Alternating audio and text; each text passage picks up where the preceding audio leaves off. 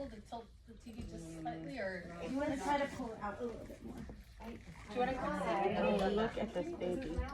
Oh, sure, no problem. Yeah, it's adjustable. Hi, Boo Boo. Ooh, thank you. Yeah. Yeah. Or there's those little chairs down there. Yeah, are there? We got some room over here too. Thank you. So cute. Okay. Yeah. I'll keep myself on time. Is it Alright, are you all okay if I remove my mask? Yeah. Is it recording? Is it recording? I think so. Yep. Yeah. Okay. Proceed to party. Thank you. Okay. So I'm gonna pivot. I was gonna start with having you guys do a breathing exercise, but considering, you know, what's happening, we won't do that. I won't make you guys, you know, do any oceanic breaths or anything like that. But if you feel comfortable, if you wanna sit or you want to stand up and just, you know, just kind of like move a little bit. You know, thank you all for coming, and you know, just you can do a little elephant if you want, you know, whatever. Just kind of get it all out there. I'm not flashing anybody.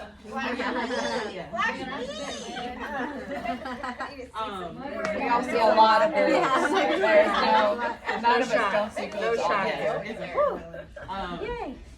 All right. love these. So, you know, I'm sure you all drove from different places. You know, it's a Saturday, so thank you all for taking time to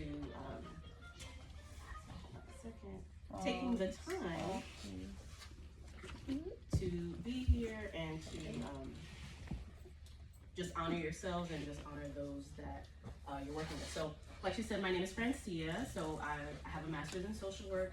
I'm a clinical social worker, PMH-C. So I'm certified in perinatal mental health from Postpartum Support International. And I'm also a lactation counselor. So I've seen a lot of boobs as well. Yeah, baby. That's what we're talking about. I love the boobs. This is really long, but the gist of it. So I am an immigrant. So I was born in Jamaica. I came here when I was about 5. I know you can't tell from my accent. But the reason my family brought me here is to, you know, have a better life. So just to give you some context, so in Jamaica at the time, the highest education that you could get without paying was middle school. Oh, wow. And so that's why, you know, my family wanted us to come here just to kind of like have a better life and all of that. So I was born in St. Anne's Bay, immigrated here when I was 4. I've lived in Los Angeles, and then I've also lived in Redlands. Does anybody know where Redlands is? Yeah. Oh, really? Okay. Usually people don't know where that is. And I am a current maternal mental health therapist. I do lactation as well. I run a business, Gracelamp Wellness, where I support women in motherhood and all the things, services and products as well. I got my bachelor's in psychology from UCLA, and then I became a trader, and I went to USC and got my master's there. So my roommates still, you know, it's like at the same time. This one's UCLA, this one's USC. So I call myself a brojan. So anyway, you know, I say all that to say, you know, there's the reason why I came here for education, but then there's the experiences that I've had. So I've worked with the homeless for several years. So chronically homeless, you know, Skid Row, like on the street. I worked with former foster youth. I was a DCFS social worker. So CLC. Oh, I yeah. was an attorney for the kids. Oh yes. So you know, you were I was, you know, reading my court reports, and you were there at the same time. So I've seen a lot. So I've seen a lot of great stuff. I've seen a lot of not so great stuff. I've advocated for people in different arenas. You know, I've been a hospital social worker, and again, you know, now in maternal mental health, and the one component that goes across all is that people want to be seen and they want to be heard, okay? So no matter where you're from, no matter what you're going through, people want to be seen and heard, okay? Okay, so let's talk about the journey ahead. So my objective for today for all of us is to develop effective tools to aid in partnering with families and their individual cultural needs, okay? And then the learning outcome is that, you all will hopefully be able to create your own toolbox or add to your toolbox. I'm sure you have a toolbox already, to increase your ability to serve and advocate for families with diverse backgrounds that are different from the ones that you have. Okay? Okay, so I'm sure everybody's heard of cultural competence in here. I'm sure you all went to some type of training, multiple trainings about it. So some of this will be reviewed, but some of it may not be. So let's get into cultural competence. So that is possessing sensitivity and knowledge about cultural differences and the potential impact on behaviors, right? Okay, and let's talk about cultural humility. So that takes it a step further. So instead of just having knowledge of the differences, you're able to kind of navigate those differences and to have awareness, create space, be flexible for those that you're working with, and then just creating an inclusive and non-judgmental environment. Okay, and there's different ways that you can do that. Okay, and then one of the main goals that I have for all of us is just to have a service mindset. So you can have all the education, you can have all the experience, but you always need to be a learner, okay? So you can research about a particular culture, a particular attitude, and figure out the difference between them and between you, but if you don't have a heart of service, all of that goes out the window,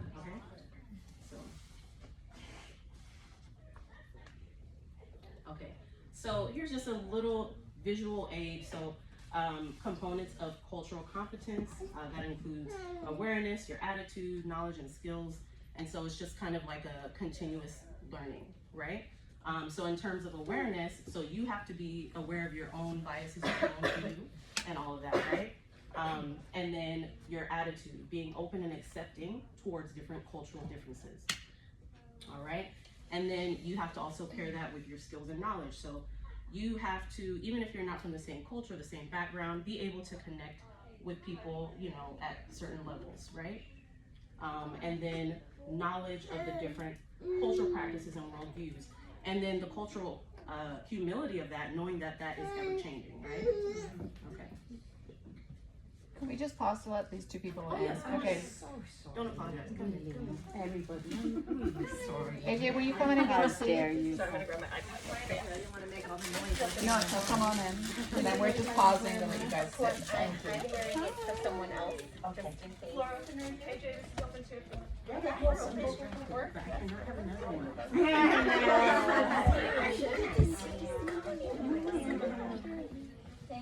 Okay, thank you.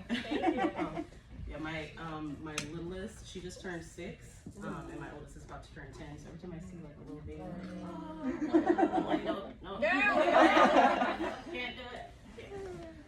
Okay, so thank you. Okay, so we're gonna do an exercise. Okay, so and I don't know, you may or may not get something for participating. What? May or may not. Treats? Okay, so our reflection, I want you to think about a time that you felt supported, okay? And just kind of like have that in your mind, think about a situation. It doesn't have to be like a deep situation or anything like that, but just some time where you felt like you were actually supported.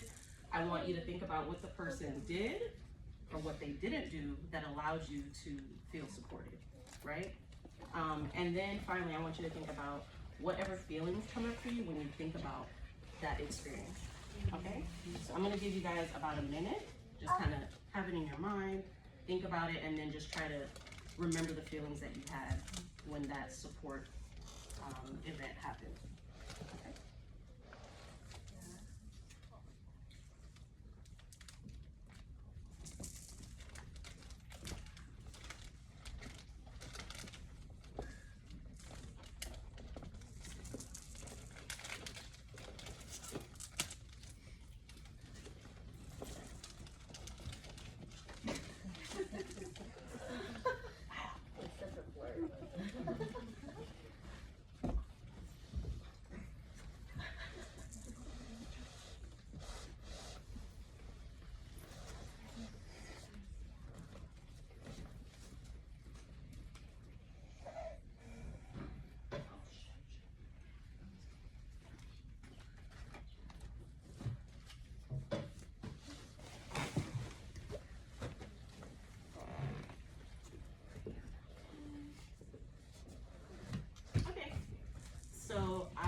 like 2 brave people to share briefly a situation where you felt like you got support. And then after you share, I'll let you pick a goodie from that. What's your name? My name's Angelina. Okay. Well, this summer I was able to travel for a month with my husband and my two children, which we have done before. We're both teachers, so we had these summer breaks, but it never felt like a vacation. My kids are 4 and 6. But this year my mother came with us, and it was like I got a piece of myself back and was actually able to experience being on vacation with 2 kids traveling.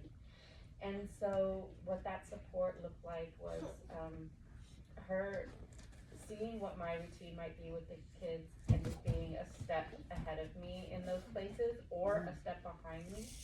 So she still allowed me my own leadership and autonomy, and but was there like just sort of picking up the pieces or laying them down for me before before it all came crumbling down. She also like deferred to me a lot, like, what do you think about this? What do you think about that? I was thinking this, what do you think about that? Rather than just sort of thinking she knew what I needed and executing it, which often just causes more trouble or problems or more work. And the feeling that I was left with was just like feeling incredibly loved, known, understood, and also like just a deep exhale, that I was being taken care of, and my children were being taken care of too. Sort of a benign little one. No, that's a good one. It sounds like she showed up for you, and then she let you take the lead on how to, show up.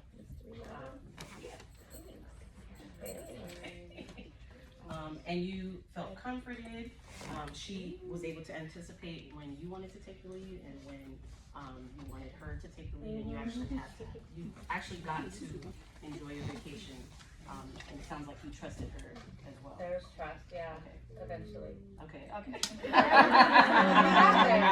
mean, it's interesting that you say that, because I could talk about that as well, but Yeah. Okay. It was a journey, but we got there. It was lovely. Good.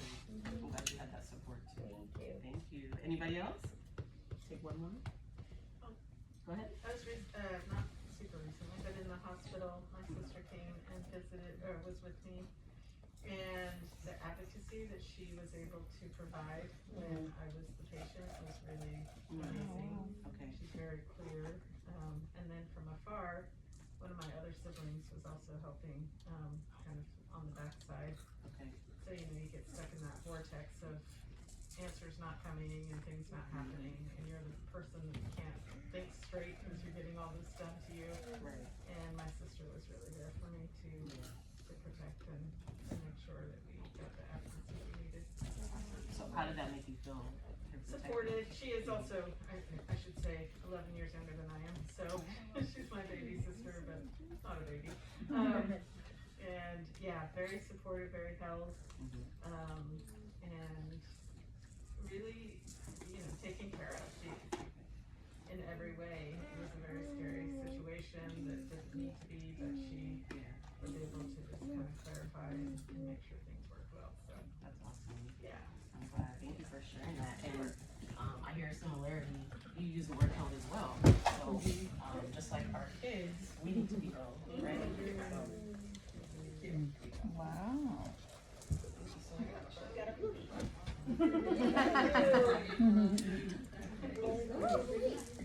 Okay. Thank you for that. Okay. So now we have more reflection, but on the opposite side, okay?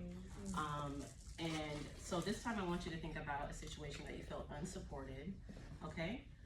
So you're literally doing the same thing, but think about when you didn't get what you needed, what the person did or did not do that contributed to you feeling unsupported, and then what types of feelings came up for you, right?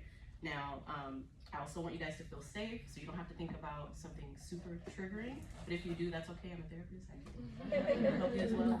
But yeah, just think about something and then reflect for about a minute, and then I'll ask, one or two to share. If that's okay. Something you feel safe sharing. Okay. Thank you.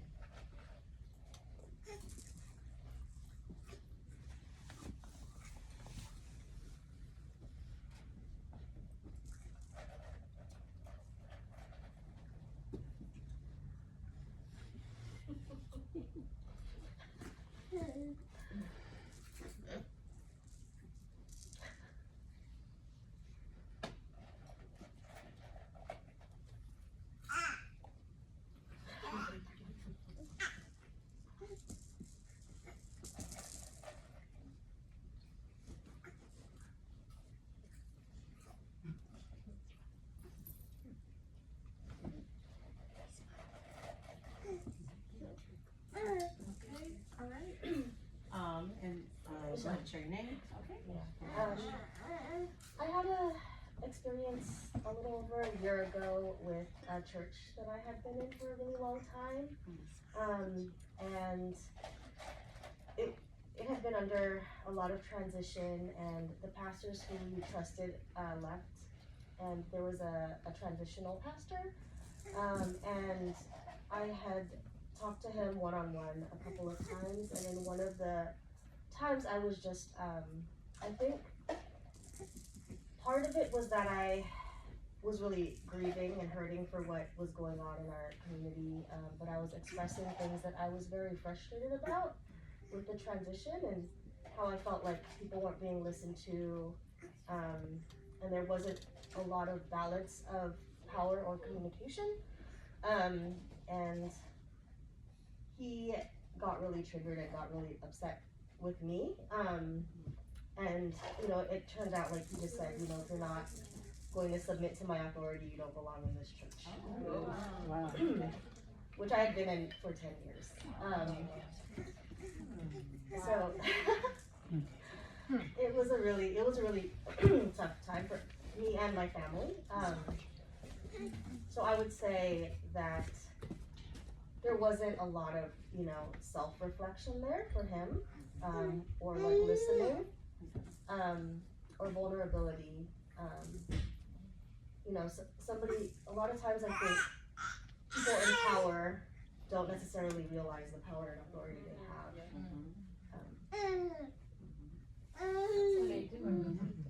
And misuse it, yeah. Well, thank you for sharing that. That's someone that you went to that you initially trusted, right? It sounds like, and then you shared like a real grievance, something that was not making you feel so well, and instead of listening to you, empowering you, and kind of like aligning with you, they kind of blamed you and thought about, themselves and how the situation was affecting them. So that's not how you show up for others. So I'm sorry that happened, and thank you for being safe enough to share. Okay, I get two from That was a big one. Oh, Michelle. okay. Okay, well, I don't know if anybody else wants to share. I'll go ahead. No, that's okay. I'm gonna share too. It's okay, I'm fine, it's okay. Okay, so this is one of my favorite quotes, and it relates to the exercise we just did, right? So I learned that people will forget what you said, people will forget what you did, but people will never forget how you made them feel, right? And how long ago was that happened? A year and a few years. Okay, and then how about you? How long ago? This past summer. This past summer. Yeah, And just a couple months ago. okay, yeah. So it's, we're interacting with folks, and maybe initially we might have their trust, right? And then sometimes it can be so easy just to lose that trust as well, right? And one thing that I've noticed too, it feels like, we can have lots of positive experiences, but then sometimes those negative experiences can kind of like follow along with us. So I'll use myself as an example as a mom, right? So my second child, I ended up, my second child I ended up having postpartum with. I didn't have it with the first. But one experience that really stood out to me in the hospital, I had a second C-section, which I was not prepared for how it was gonna, impact me. The first time I had a C-section, I was able to like move around, get that gas out, do all that stuff. And the second time, I just felt like such a failure. Like my body was in so much pain. I just literally couldn't move. And I remember the positivity of this one nurse and many of the nurses that I had, but one in particular, I was sharing, she listened to me, and I shared with her what I was able to do with my other baby and what I was trying to do, and I was just like crying, because I was in so much pain and I couldn't move around. And so she took the time to like physically hold me, right? Whoa. She held me, she massaged me, you know what I'm saying? And she came and she she helped me to get to the edge of the bed, and she just let me sit up and stand down. And she did that for like 30 minutes, just held me to let me sit up and stand down so that I could move gas like out of my body and all of that stuff. And I felt so held, like I felt so seen, I felt so just like, I'm getting chills as I think about it because I needed that, you know what I mean? And she took the time to listen to me, to actually look at me, to see me, you know what I'm saying, and to see what I was going through, and she provided such like phenomenal support. Now, fast forward to day 4, when I'm leaving the hospital, I'm like exhausted, still in pain. I had edema like throughout my legs, my breasts, like it was a hot mess. And my husband and I had learned, just from our previous experience with having our daughters, we wanted to wait to do like an official full bath until we got home. We wanted that to be our family time, like we knew some of the benefits and stuff like that. Every single person was on board, nobody was pressuring us.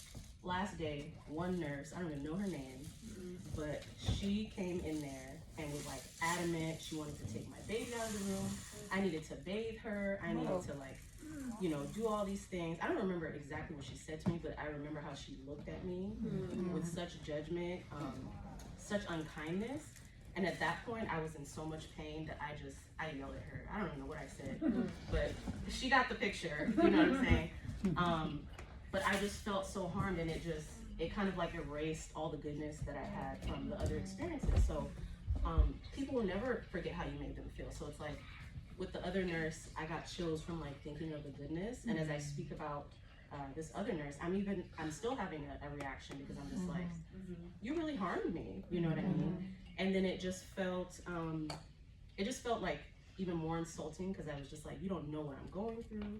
Like, I have a reason why I'm doing this. I don't have to explain what I want to do with my family. And then even just like the psychoeducation that I had as a social worker, I'm like, you're not supposed to be treating me like this, like, So anyway,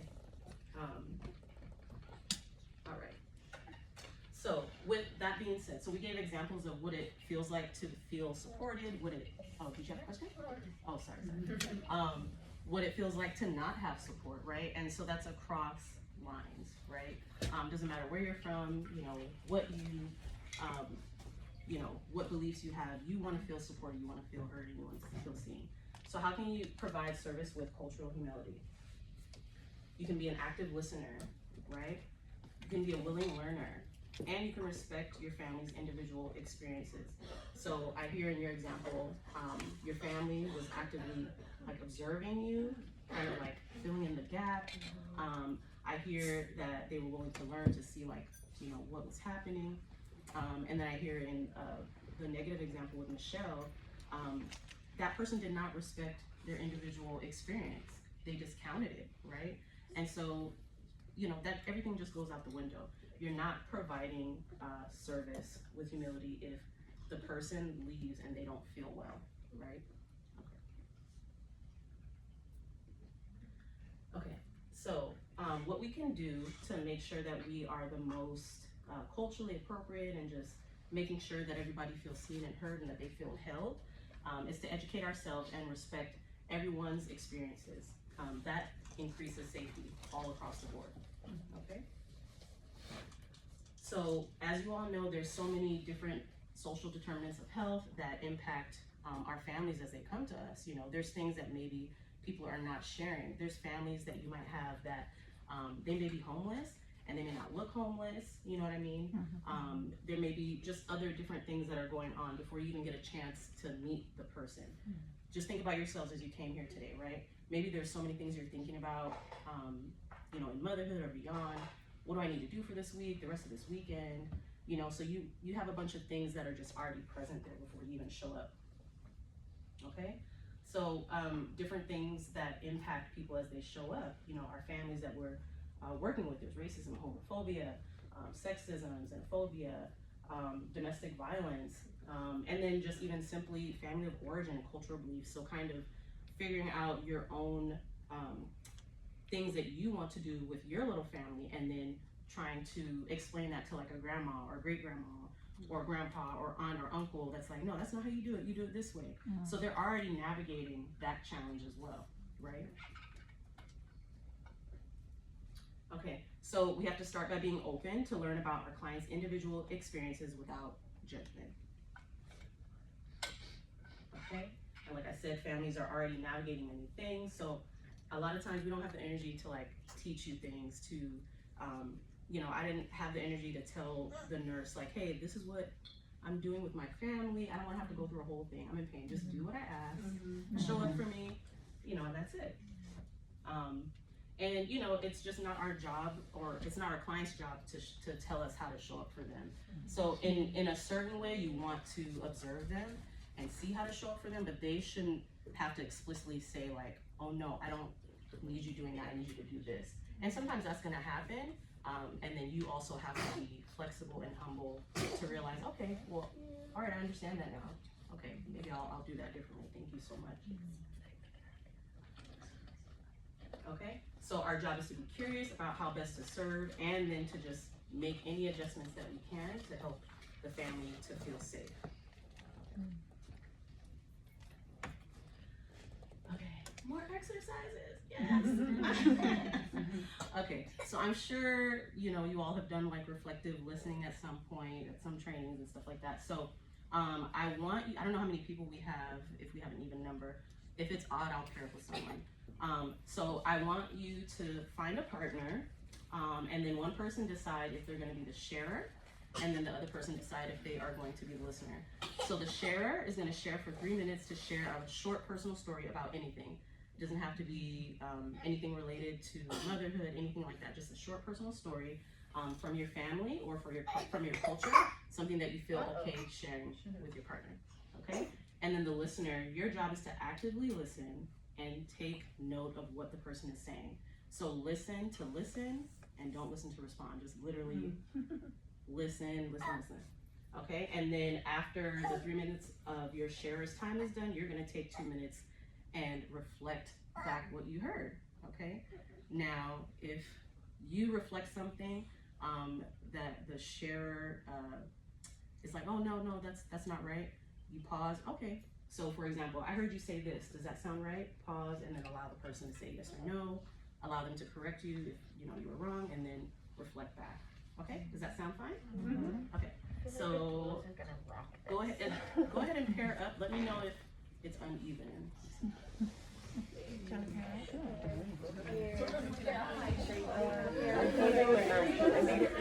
If it's uneven,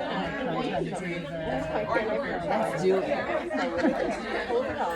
I know, hopefully we can understand each other through the mask, or I'll just, you know,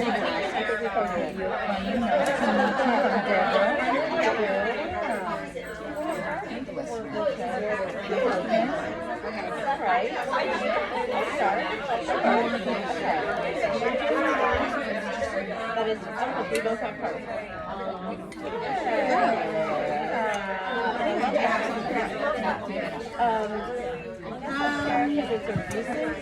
Well, okay, so Experience. okay, that's good. I mean, I could say that My oldest child started high people school. don't necessarily believe this because No, that's a great it should time. be now. It's I think that's maybe okay. Okay. So my oldest son is 14, and he started high school,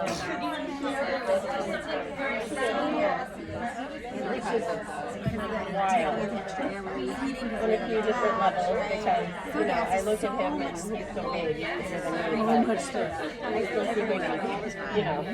And so last night he doesn't play football, but his high school, that was like really important to him in looking for a high school. Having come from a really small elementary and middle school, is having like sports games to go to and having that experience. So we went last night to the first stressful and you know, like wanted to stay after school yesterday and just stay until the game and like they had like a barbecue. So we got there and you know I got dinner for our family and I couldn't find him like anywhere. He wasn't just responding to text messages. And so, you know, finally I found him and he was kind of just like, I was so excited to see him because I thought, surely he's looking for me too. And he literally, I walked up to him like, and I like ran after him and he was like, Mom, like wouldn't look at me, wouldn't look at the eyes. But it was a very interesting experience. They had, the school was very equipped, I think, for this kind of step in adulthood. There was a whole section for just the kids to sit in because none of them with their families, so I felt way less alone.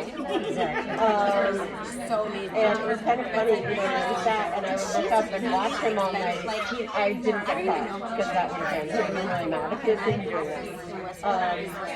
But I don't know, just watching him kind of interact with people his age and a little older than him. It was interesting to see him as like my little adult, you know, my little, my big kid.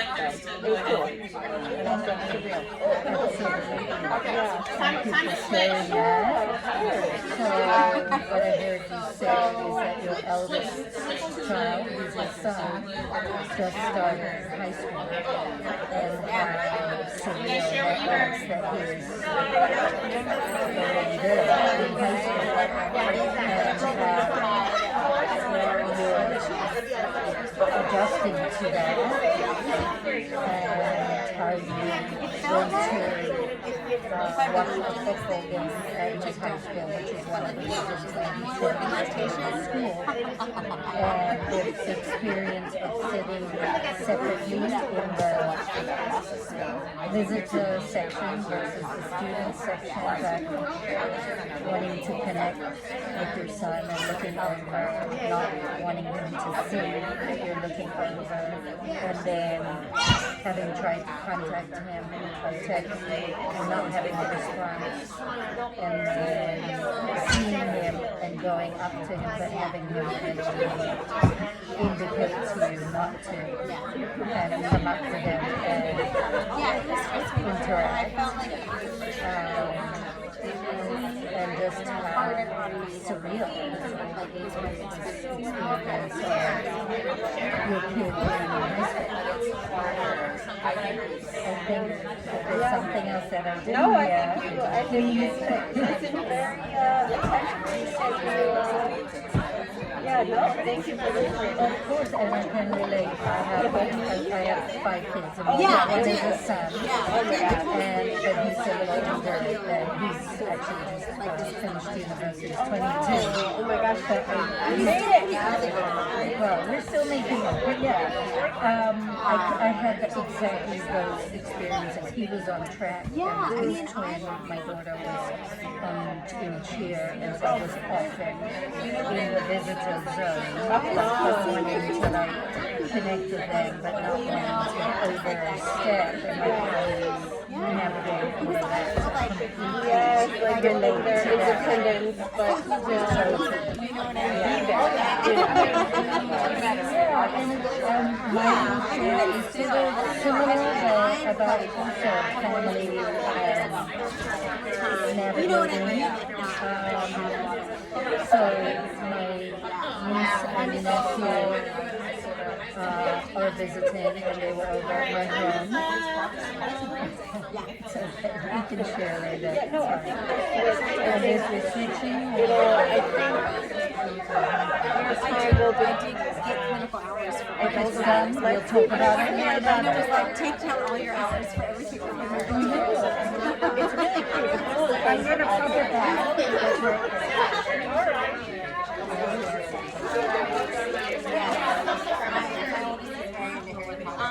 I found this. You guys actually want to come down? Yeah, I was gonna leave it. But if you guys, okay, so I'll be flexible. I was just gonna have one person be the sharer and the listener. And then I wanted you guys to, whoever the listener was, I wanted you to share what your partner said if they feel comfortable, okay? But I got a suggestion that maybe you guys may want to switch to share. So I'll leave it up to you guys. Do you guys want to do that, or do you want to switch and share with each other as well? Confusing. Okay, okay. Okay, we already kind of did it. Oh. we haven't done it yet. Okay, But I so would you like to guys hear can do a little switcheroo. I'll just give you a little bit less time. Is that okay? Yeah.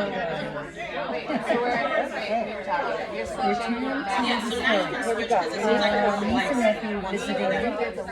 He lives in London. She lives in Yeah, so now you're sharing. We haven't seen each other in 3 months since my mom was very ill and passed away. 2 minutes. And my nephew came for the funeral, and my niece was there during the prior when he wasn't well.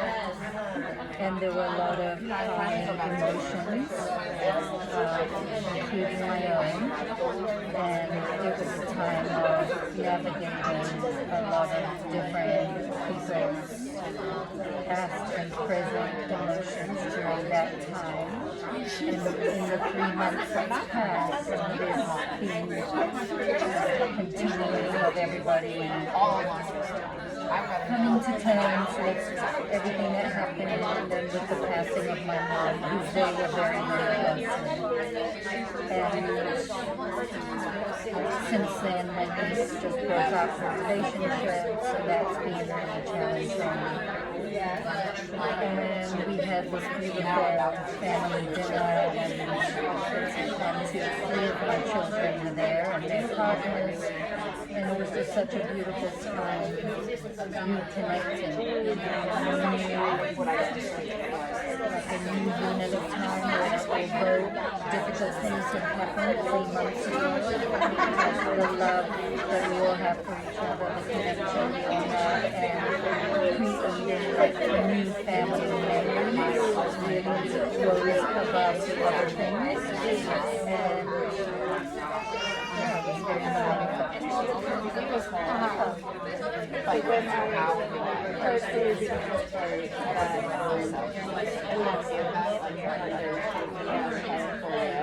so I just came like this. I was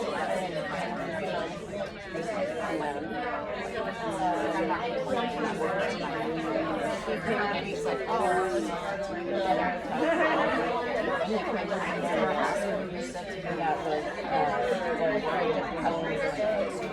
Okay. All right, switch time, switch time. I don't know where we are. I think so too. And that that the case was there, there had been some changes that we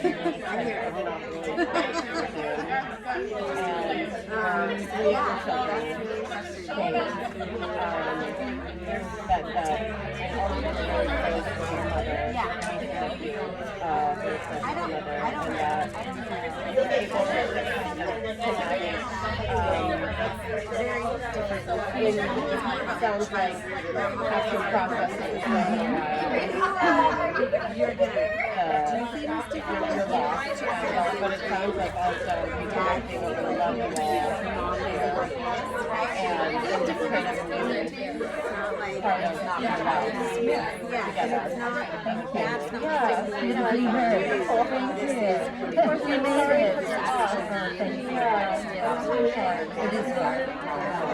I just went to, I'm glad you were able to, I just created a slang with them. I just had something to do. I just Very interesting to now realize. Just like kind of with the high school experience, like it was navigating newness, you getting used to it, he's getting used to it, and another month probably. Yeah, right, in a different space altogether. He's not always I don't so for him every second of the day, and act like I'm not. Exactly, it won't be someone new, it won't be some novel. That's what it is. It'll be like, Sometimes we don't have like the language or How can I make sure they get done? as well as like experiences, to know exactly what, how do I, it's not like being in nursery school, it's not like being in elementary school, it's very different, yeah, and I mean, 3 months from now, like you said, like, I guess we're always just processing Something new. And this is what, like, I don't know if you're a person I'm postpartum. I am postpartum as well, and that's like with my family. I do. Like sometimes in my I have survived the reason that you're doing some of it because, I felt like, but I don't want to tell them, what I don't want to tell them is like that, like, you're always dealing with something, like it's never going to stop, like it's so true. It's always going to be hard, and complicated, No, when we were traveling. nothing important. Now I sleep, but there's other stuff, it's good. Obviously, he's not out dating and coming home and you're up waiting and going on the Don't say it, I can't. The idea of like the freeways and the terrifying. I know, We're gonna but get started here. Normal. We're gonna get started. I don't know how to whistle. no, I don't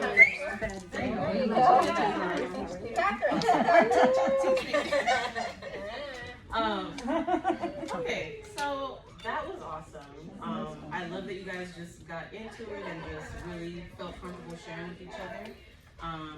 And it also just speaks to the fact that you guys are already great listeners, because otherwise your partners wouldn't feel comfortable to share. And even this exercise kind of shows a little bit of flexibility, right? Because I had a plan for where we're gonna go after, but you guys wanted to keep this going because it felt good. So that is something that's awesome. So when you're showing up for the families that you're working for, you can go in there with a plan for what you think that you want to do, what you want to accomplish, and then they are gonna kind of show you like, actually, this is what I needed today, right? Obviously, keep safety in mind and all of that, but it just, you guys didn't even want to stop talking. You guys were just like, you felt good, you felt bright, and all of that. So if one or two people want to share what that felt like, so somebody that was a sharer, I want you to share what it felt like to share from the perspective of having someone like actively listening to you. And then someone who was a listener, what did it feel like to like just listen and not have any questions to ask or anything like that? So one of each. Okay, and what were you? We actually had time to do both. Okay, perfect. So I did both. Okay. But I wanted to share from the sharing perspective and having my partner listen and reflect back. It reminded me of the last exercise when I felt, thinking of a time I felt unsupported was when people were telling me what to do. And so it was nice to have someone just tell me exactly what I said. And I kind of felt strange. Like I was expecting someone to like should me, like you should, here's my suggestion, but it was nice to just have it reflected back. And just be heard, like you said. That's awesome. Feels good to be heard. That's awesome. I'll give you both for me. We have enough over here. Oh, Sophie. Yay!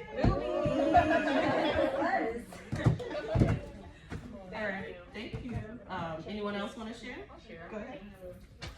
It's really nice to, well, I think every time I talk to someone for a long time, I realize, oh, we're all really alike. And two, it's also really nice to like share a secret. Shut it.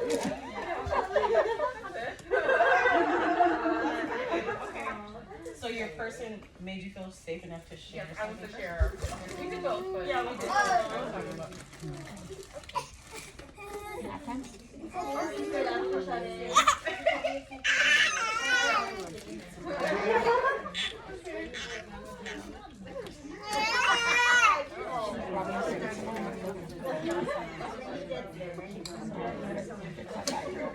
Well, you guys are awesome.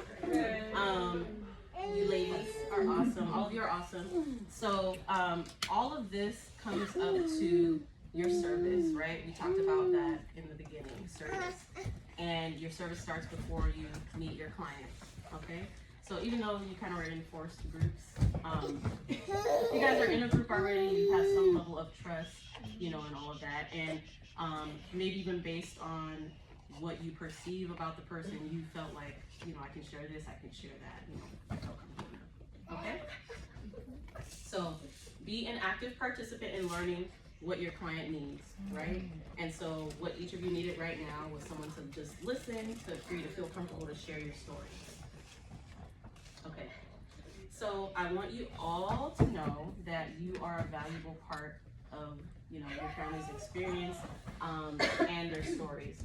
So people will notice your tone, right? They'll notice your voice, your facial expressions. So when you guys were sharing with each other, did you notice the person actively looking at you? You know, what did they do to make you feel like they were really listening to you? Were they on their phones? Were they giving eye contact? What are some things that they were doing? Eye contact, Mhm. head nodding. Head nodding, okay. All right. Whole body listening. Whole body listening, I like that. Okay. I said this a little earlier, be willing to listen and not to listen to respond. That can be really hard sometimes, because especially if like someone shares something that's like, oh, it's like, okay, go on, keep listening. Like you might have some thoughts about it, like, oh, why did that happen? Oh, like I want to learn more, but it's like just listening to listen, right? You all have the expertise in the training. However, the person that you are serving is an expert on their needs. Okay, that's across the board, right? And it's important to note that even in the same culture and family, there's differences in beliefs, attitudes, and practices, okay? So I'll use myself as an example. Like I mentioned, I'm Jamaican. I was born in Jamaica, that's West Indian area, Caribbean. No. My husband is from St. Vincent and the Grenadines. I had never heard of it until I met him. You know? And I was like, oh, there's another island other than Jamaica? And, so anyway, and I'll tell you this, we met on MySpace, okay? So before we,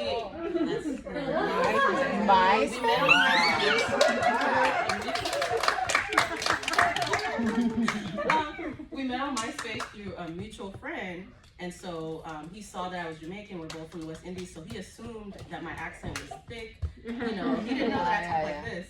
And so even when we first spoke, he was just like, oh, I didn't know you spoke like that, you know what I'm saying? Yeah. So anyway, but there's so many things that are similar that we have in our culture, but there's differences. So for example, there's something that we have in Jamaica called gungu peas. So it's a type of bean. We call it gungu peas, right? And the same exact bean that they use in St. Vincent, they call it pigeon peas. So, you know, when I made him, we call it rice and peas, even though it's gungu peas. He was like, oh yeah, you made me some pigeon peas. I'm like, what are you talking about? These are gungu peas, you know? So even just something simple like that, where it's like you assume that, you know, your similar culture with somebody, that they're gonna have the same experience. Even within your family, how many of you have siblings, right? How many have a mom and a dad, or had a mom and dad? My dad is in heaven, but I say that to say that there are things that we believe that may be different from our siblings, maybe different from our parents, all of that. So the same way that you think about that, I want you to continue to have that in your mind as you are working with your clients. You may have had a client, you know, that has the same culture, and then you have another one with that same culture. And if you assume that they are gonna want things the same way that the other client does, then you're doing them a disservice. And then you're doing yourself a disservice, because then you're not able to really connect and learn about that client. And I'll even use that in the hospital example, and even when I worked in child services. Every time they would give me a chart for someone, yes, I would read it, but I am knowing that people that are writing those notes, there's bias there. Yeah. So I'm learning, oh, you know, like something that happened in the hospital a lot, especially for my homeless patients, they would put the words non-compliant, right? And I'm like, okay, we'll see.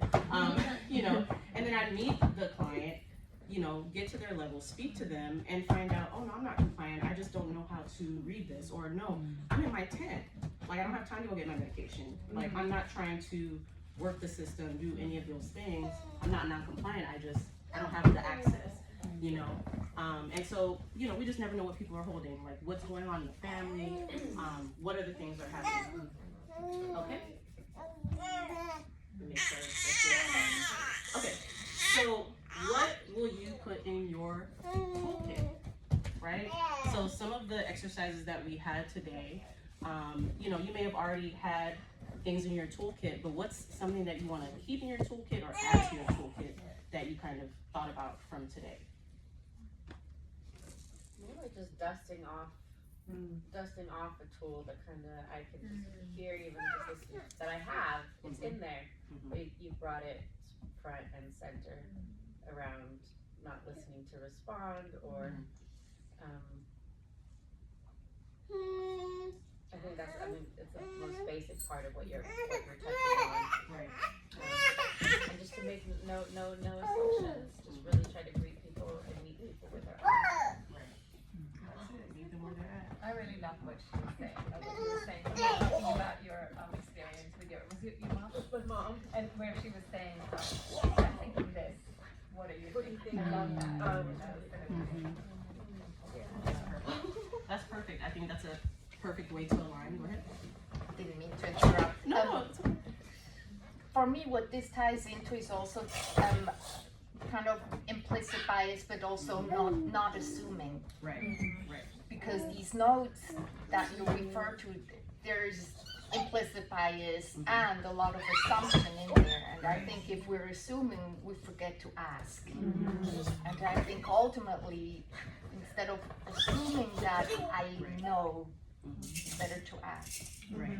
Exactly. So that kind of comes up for me. Yeah, and I mean, you know, that's exactly right. You can show up and expect, you know, a certain response from whoever it is that you're going to work with, and then you have a totally different response, or maybe one of your colleagues worked with that person already, right? A trusted colleague that you have. And that, I'm not saying don't believe your colleague, but I'm also saying like make your own relationship, you know, see how things are going, you know. So you owe that to your client and to yourself to, you know, figure things out. And then let's, you know, maybe they worked with them during a season of their life where they weren't feeling so good. So, for example, I've had colleagues like that have worked with some of the former foster youth, right? And they're like, oh, well, they're so rude and this, that, and the other. And it's like, okay, well, they're homeless, they're going through this, or their mom just died, right? So they chose you as a safe person to, you know, let all that out on, you know. It's okay for our clients not to disrespect us, but it's okay for them to be mad at us, to be frustrated with you, all of that stuff, you know, because you need to be a safe space for them and not take it personal and know that, okay, I'm still gonna show up. And then you continuing to show up for them, even if they're not showing up in the way that you would like them to, is teaching them, hey, I deserve care, you know, even when I'm kind of falling apart or whatever it is. Yeah, especially. Okay. So, in your toolkit, consistent learning. It sounds like you guys are already doing that, so keep that up. Be open and available to actively learn by researching various trainings so that you can best meet the needs of your families. Okay? Having the goal of service. Like, I'm obsessed with service. Like, just how can I be of service to you? You know? You don't have to understand every single nuance of the differences, but you do have to be willing to serve everyone equally with different backgrounds. Okay? flexibility, right? You guys all showed flexibility today. Always allow your families to give feedback on how they're experiencing the service that you're providing them. So you may think you're doing so great, right?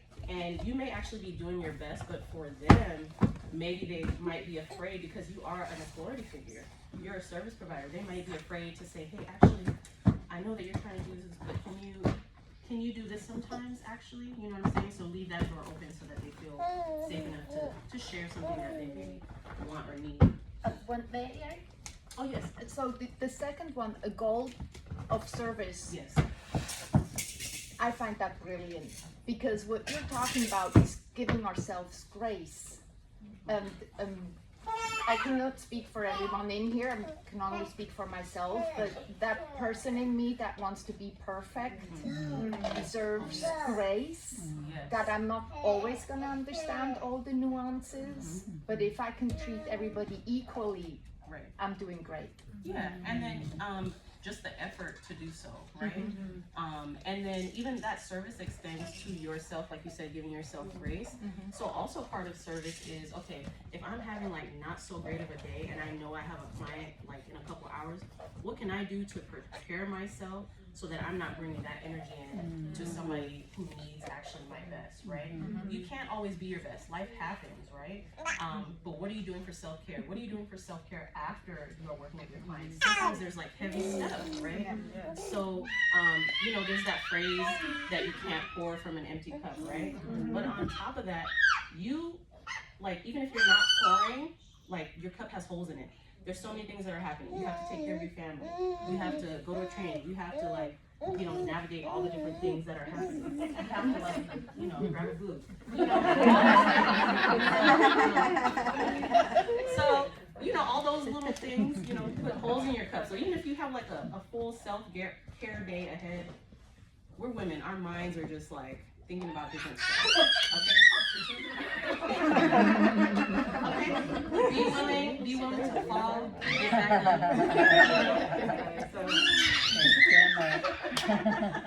Okay. So all those things in your toolkit, and don't forget, I want to be mindful of your time. We have about 5 more minutes. Reflect and take ownership of what you do well and what you can improve. Okay? Accountability. Yeah, so you know that you're really good at listening, right? But maybe you're not so good at remembering, so take some notes.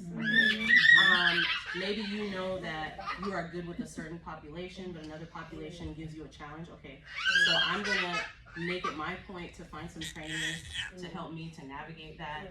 I'm gonna do some practice. I'm gonna, especially when I have a client from this particular population, you know, make sure that I prepare myself so that I can, you know, be as available as possible. Okay? Explore changes in the community and the culture at large to see if you need to adjust your techniques, right? So they, you know, some of your techniques might be outdated and then you may not realize until you're with that particular family or client or what have you. Or maybe that technique normally works, but it's not working for that person. So instead of continuing that same technique, the thing that you are so used to doing, okay, I'm gonna have to make some adjustments. That's okay. That doesn't mean that I'm not a good service provider. That doesn't mean that this person is defiant. That just means, okay, we have to partner with each other to figure this out. And at the end of the day, like I was saying earlier, there's so many things that people are bringing in. So the goal is service and to not have the person that you're serving feel like they have to overly explain how to show up for them. Okay? Okay, so I did send the PDF of my presentation, so you'll have these links. So there's Postpartum Support International. They have a lot of support all around. There's different support groups for single moms, all kinds of moms, like dads, everything. Okay, and they also have a hotline as well. And then here's just a couple of resources on maternal mortality. You can obviously do your own research, probably have your own as well. And then I really wanted to offer some low-cost therapy services options so that you can use for yourself, you know, because the helpers need help, okay? For Santo, it's about, the lowest is like $30, and I think $40 is the lowest for the second one. But use it for yourself, use it for your clients, you know.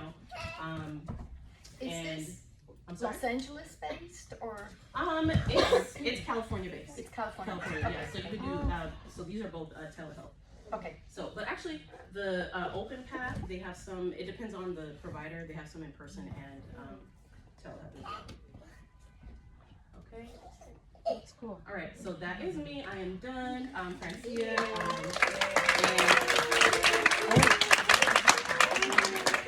So I'm a returning mental health therapist. So if you have any clients that are looking for therapy specifically in motherhood, you can refer them. If you have any questions, you can feel free to email me. And then you can look at my website as well for my other offerings. And thank you all for being an amazing, supportive group of people. Thank you all for joining. So I already just feel very inspired. I didn't have a doula when I was going through, so I'm just like, Oh man. I get so excited just like knowing that you all are out there doing the work. So keep it going. We need y'all. So don't stop. Thank you so much. So Gracelamp Wellness is all services.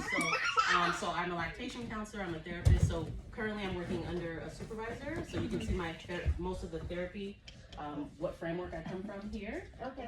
And then as part of Gracelamp Wellness, going to be opening a wellness center. Not yet. Yeah. But I do mommy wellness boxes inspired by my journey with postpartum and then the journeys that some of my moms have had. So, you know, there's a journal in there to encourage you to take care of yourself. There's vegan body butter and soap, you know, and it's based on research in regards to how aromas can help with mental health and stuff like that. And so, yeah, you can check me out there. Like I said, I'm so open. I love moms and families. So if you have any questions, email me. And like I said, the PDF will be emailed to y'all. Thank you so much. I Thank have you. one quick question that might appeal, and if not, we can take it up on. Do you know of any organizations that are supporting for birth and postpartum doulas who want to like volunteer, donate their services to youth and like girls in foster care or a homeless family? So I don't know in particular. Oh, we do. Okay. Cool. Yeah, I mean, I can only think of like the agencies that I've worked for. So there's an agency called United Friends of the Children, and they have people that aren't parents as well. But you can definitely connect with them. They also Alexandria House, and they support homeless women and children. So I'm sure they would love to have any free doula support. You know, there's a bunch of different agencies. What you can do, there's a you probably know about it already, but there's a thing called 211. And it's InfoLine. You can look it up online as well. So if you want to find agencies that specifically serve women, you can contact them directly and, you know, see, hey, you know, I'm a doula, you know, I'm sure they'd be willing to have you connect and stuff like that. On that note, can I ask you a question for advice? We do work with the Harvest Home. Oh, yes, We're in the Harvest Home process one. of creating a volunteer program for birth and postpartum. Perfect. Birth is a little bit easier right now, and I'm not a birth doula, I'm a postpartum doula. But I have a question for our team. We kind of have a group called DASC, and we took a birth trauma-informed training class. Right. But for many of us, this is our first experience working with unhoused families, and many of them have, some of them have been off, you know, in the Harvest Home, in homes for a couple weeks, some for a couple months. Yeah. But it's all very new. Right. And obviously there's a lot of trust issues and whatnot. So can you tell us, coming from where we are, I don't want to come in with the savior kind of thing. Yes. So what types of advice could we give the doulas that are literally showing up on the eve of a birth in some cases to meet the doula? Ideally, to have familial connections. Right. But if you're coming in that kind of vulnerable situation, what tips would you have to give any of us? I would just say, just be open to being rejected, and that it has nothing to. Yeah, you know, it comes with trauma, because think about it. If you are used to being harmed, being rejected yourself over and over again for years, right? Why on earth would you trust someone that's like, oh, hey, I'm here for you? Especially this white lady that walks in and smile and all ugly, right? That, I mean, white or not, but why would I trust you? Because I have learned, my trauma brain has learned that it's not okay to trust folks. So even if I want to, my automatic response is like, oh, let me be careful, let me, okay, they're saying this, but maybe they're saying this because, you know, they actually want this for me, right? So there is that automatic sense of just harm because they have been harmed. So I would say when you're going in, have that in mind, keep showing up, right? Just keep showing up, and it's okay for them to reject you. And the only way they are going to learn to trust you is if you keep showing up. You have to keep proving it to them, because you might prove it to them like one day, and then they'll be like, okay, no, everything's great. And then they'll go back home, or, you know, have another situation with someone who harmed them, or that is continuing to harm them, and then that will stay at the forefront, right? What we talked about, where people will never forget how you made them feel, right? So even if you're not the person that's making them feel that way, they are used to that, they're already vibrating, right? So it's like, I don't, no, I'm not gonna trust you. You know what I'm saying? Does advance, like trying to set up a relationship in advance with like these informational things or letting them know it, do you think that would help? I think it's just a matter of rapport building. Yep, So that's exactly what continue, kind of can. yeah, so continue to have rapport. Then how do you handle that? That's, I think. Well, I think we can do it with advanced communication. What I hear you saying is it's gonna be different with every single person that comes in, so they may still reject us. But if they see us in the home and we're around and we're leaving little flyers and say, hey, do you know what a doula can do? Right. Because we had a doula show up for someone that requested it, but Right. they don't always understand what we do. Yeah, and I mean, even that, it's like, just showing up for them in simple ways. So if you are you like assigned to them individually? Is that what happens? Yes. Yeah. Okay. We're matching. All right. So aside from your doula care, what can you notice about the person that you are assigned to? Oh, I noticed they have this and that. Okay.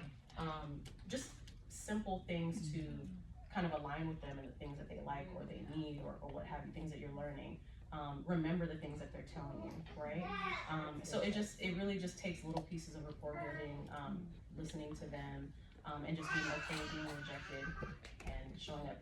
And I know it's hard when you have a limited time, but also just go into it knowing that you have a heart for service, and that heart of service also includes, hey, they may not be ready right now.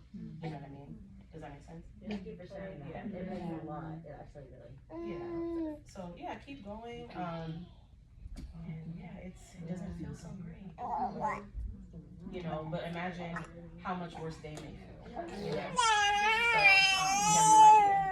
you have no idea what that is.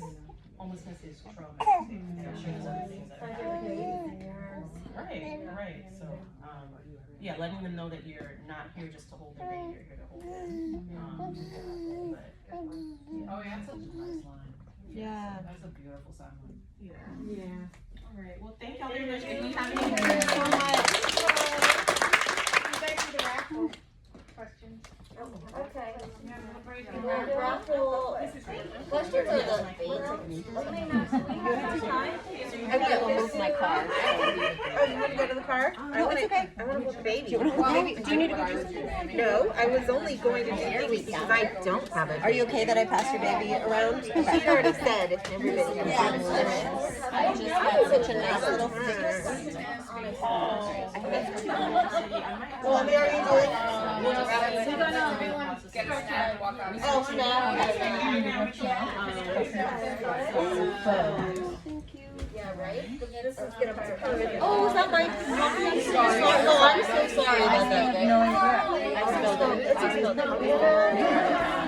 And I'm going to turn.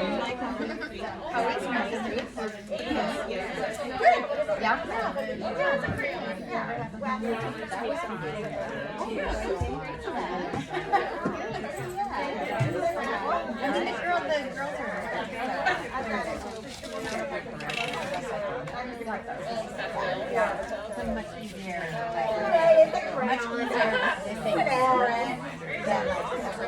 More wet movies? No, just like step on it. I'm talking under the state. Oh, for how many?